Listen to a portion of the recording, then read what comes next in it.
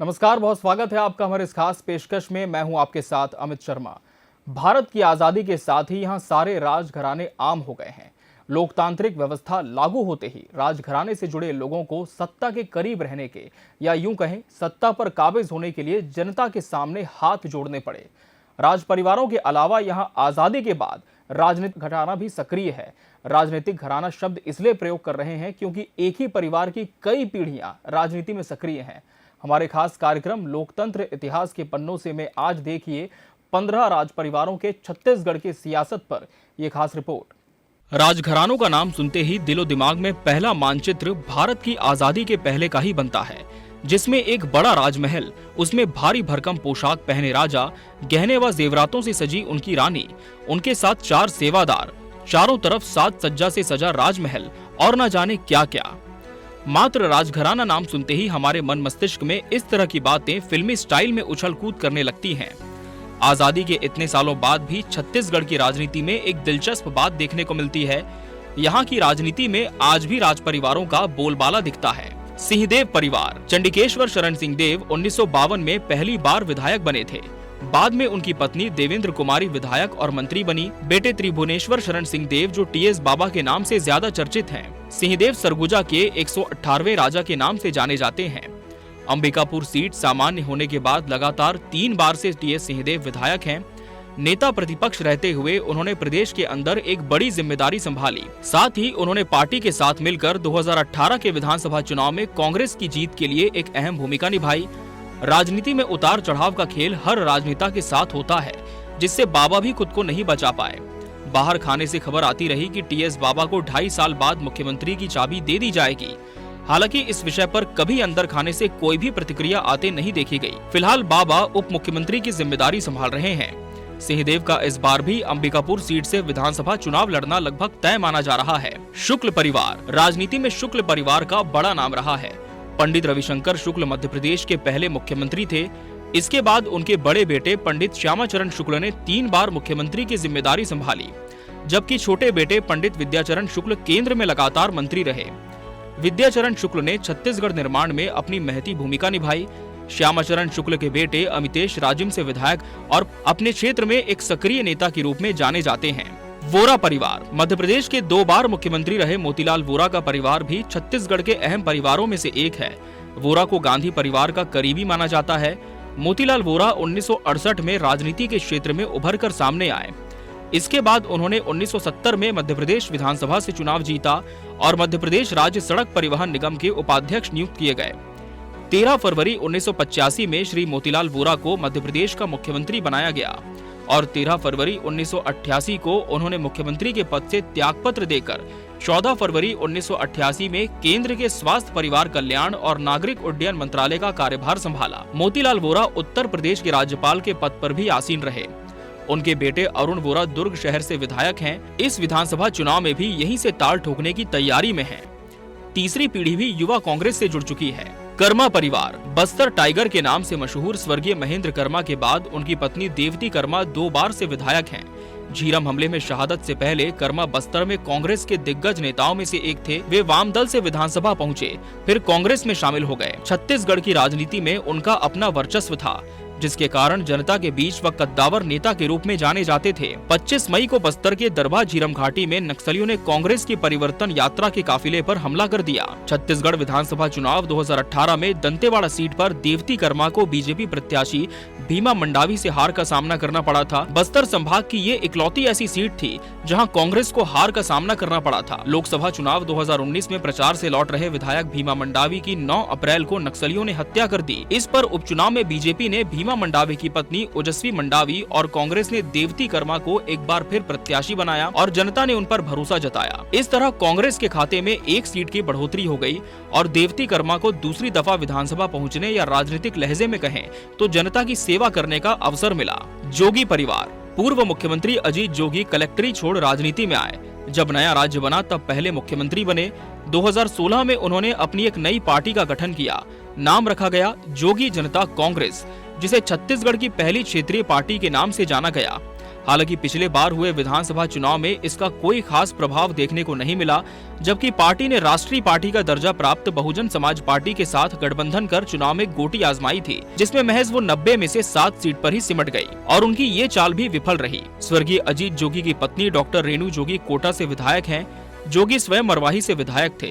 उनके देहांत के पश्चात हुए उपचुनाव में कांग्रेस ने इस विधानसभा पर अपना ठप्पा लगा दिया। अब उनके बेटे, जो कभी मरवाही से विधायक हुआ करते थे, पिता की मृत्यु के पश्चात उन्होंने पार्टी की कमान संभाल ली है। पूरा परिवार राजनीति में सक्रिय है। कश्यप परिवार। दादा के नाम से प्रसिद्ध स्वर्गीय बलिराम कश्यप ने भाजपा की राजनीति को भोपाल से दिल्ली तक नेतृत्व दिया। बस्तर में बीजेपी को स्थापित करने वाला नेता उन्हें माना जाता है। उनके बेटे केदार कश्यप नारायणपुर से विधायक और मंत्री रह चुके हैं, तो बड़े बेटे दिनेश कश्यप लोकसभा के पूर्व सदस्य रह चुके हैं। कश्यप पहली बार 2003 में भनपुरी निर्वाचन क्षेत्र से विधायक चुने गए और रमन सिंह के मंत्रिमंडल में राज्य मंत्री बने। वो 2008 में नारायणपुर से फिर से चुने गए और 2013 के विधानसभा चुनाव में भी सीट बरकरार रखी। उन्होंने 2008 से 2018 के दौरान आदिवासी और अनुसूचित जाति, पिछड़ा वर्ग और अल्पसंख्यक विकास के कैबिनेट मंत्री के रूप में काम किया। पिछली बार के विधानसभा चुनाव में केदार कश्यप को हार का सामना करना पड़ा था। जुदेव परिवार। आदिवासियों के पैर धोकर घर वापसी कराने के आंदोलन के लिए देश भर में मशहूर हुए दिलीप सिंह जुदेव का परिवार रायगढ़ जशपुर इलाके में अच्छा खासा प्रभाव रखता है। जशपुर का ये शाही परिवार छत्तीसगढ़ में संघ परिवार का एक मजबूत और अविभाज्य हिस्सा रहा है। जुदेव के पिता राजा विजय भूषण सिंह देव को जमीन बांटने और इसके बुनियादी ढांचे के निर्माण के लिए आरएसएस का समर्थन करने के लिए जाना जाता रहा है। संघ की आदिवासी शाखा बनवासी कल्याण समिति पूर्ववर्ती शाही परिवार से नजदीकी के साथ जुड़ी हुई है। भले ही जुदेव ने एक missionary college Saint Xavier college Ranchi से स्नातक की उपाधि प्राप्त की हो, लेकिन उन्होंने हमेशा मिशनरियों द्वारा आदिवासियों का ईसाई धर्म में परिवर्तित करने को लेकर आलोचना की थी।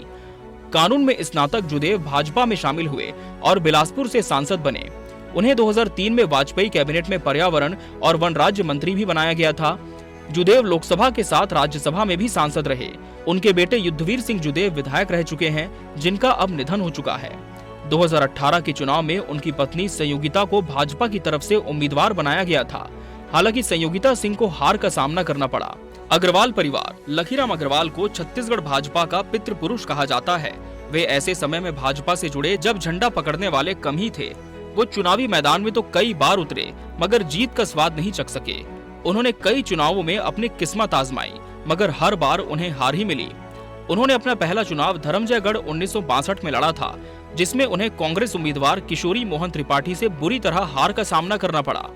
उन्हें महज 2962 वोट ही मिले। 1977 में उन्होंने सरिया सीट से चुनाव लड़ा और कांग्रेस उम्मीदवार नरेश चंद्र से हारे।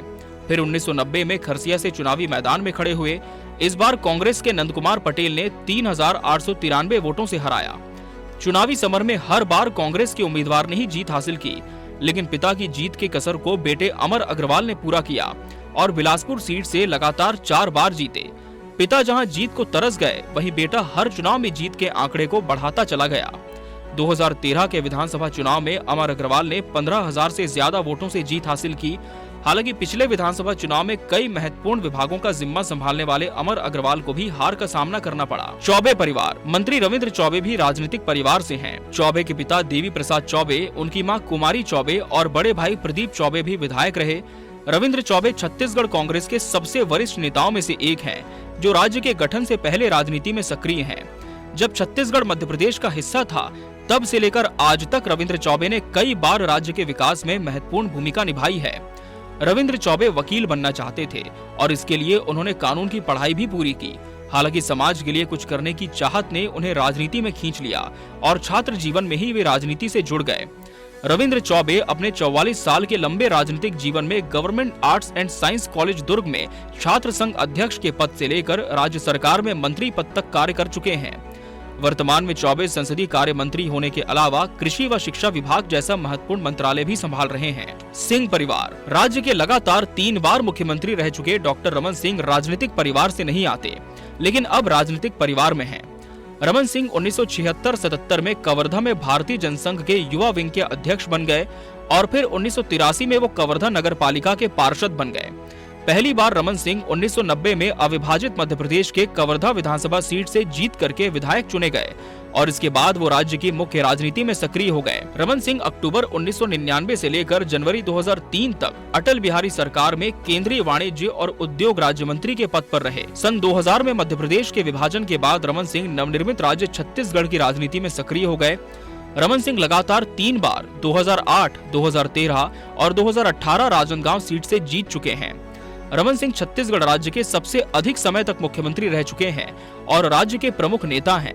वर्तमान में रमन सिंह छत्तीसगढ़ राज्य के राजनांदगांव विधानसभा के सदस्य हैं और भारतीय जनता पार्टी के राष्ट्रीय उपाध्यक्ष भी। उनके बेटे अभिषेक सिंह राजनांदगांव से सांसद रह चुके हैं। डॉक्टर रमन सिंह व उनके परिवार का राजनांदगांव व कवर्धा की राजनीति में सीधा प्रभाव है। महंत परिवार। बिसाहू दास महंत एक सक्रिय कार्यकर्ता थे। उनकी राजनीति में कोई विशेष रुचि नहीं थी, लेकिन उनके व्यक्तित्व ने कांग्रेस के तत्कालीन नेतृत्व को बहुत प्रभावित किया और देश की आजादी के बाद सन 1952 में पहली बार बाराद्वार क्षेत्र से विधायक चुने गए। तब से लगातार वो 1978 तक विधायक और सम्मानीय मंत्री रहे। वो लगातार 6 बार विधायक चुने गए। उनके बेटे पूर्व केंद्रीय मंत्री डॉक्टर चरणदास महंत वर्तमान में विधानसभा स्पीकर हैं। छत्तीसगढ़ विधानसभा अध्यक्ष चरणदास महंत प्रदेश में कांग्रेस के किले को संभालने वाले मजबूत स्तंभ हैं। इसका अंदाजा इसी बात से लग जाता है कि वे 15वीं लोकसभा के लिए छत्तीसगढ़ से अकेले कांग्रेसी सांसद थे। अपने मस्त स्वभाव और बेबाक बयानों के साथ वो हमेशा ही प्रदेश की राजनीति में हलचल पैदा कर देते हैं। वो 1980 से 1990 तक 2 कार्यकाल के लिए विधानसभा सदस्य रहे। 1993 से 1998 के बीच वो मध्य प्रदेश सरकार में मंत्री रहे।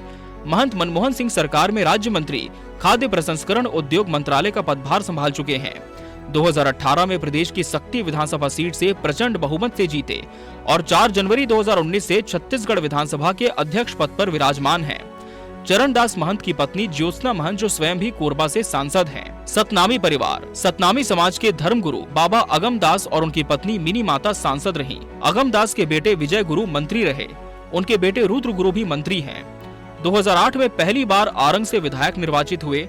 2013 में फिर मौका मिला लेकिन हार गए। एससी वर्ग के लिए ही आरक्षित अहिवारा से दावेदारी की और जीत दर्ज कर एक बार फिर 2018 में विधानसभा पहुंचे। गुरु रुद्र कुमार को अब भारतीय राजनीतिज्ञ के रूप में जाना जाने लगा है। वर्तमान में छत्तीसगढ़ सरकार में वो लोक स्वास्थ्य यांत्रिकी एवं ग्रामोद्योग जैसे महत्वपूर्ण पद को संभाल रहे हैं। गुरु रुद्र कुमार छत्तीसगढ़ विधानसभा के सदस्य हैं। खैरागढ़ वाले सिंह परिवार। खैरागढ़ से विधायक और राजनांदगांव से सांसद रहे देवव्रत सिंह की दादी पद्मावती देवी मंत्री रहीं। पिता रविंद्र बहादुर और मां रश्मि सिंह विधायक रहीं। देवव्रत सिंह खैरागढ़ विधानसभा सीट से 4 बार विधायक निर्वाचित हुए। 1 बार राजनांदगांव लोकसभा सीट से सांसद भी चुने गए। देवव्रत सिंह भारतीय खाद्य निगम के अध्यक्ष रहे, साथ ही कई संसदीय समितियों के सदस्य भी रहे।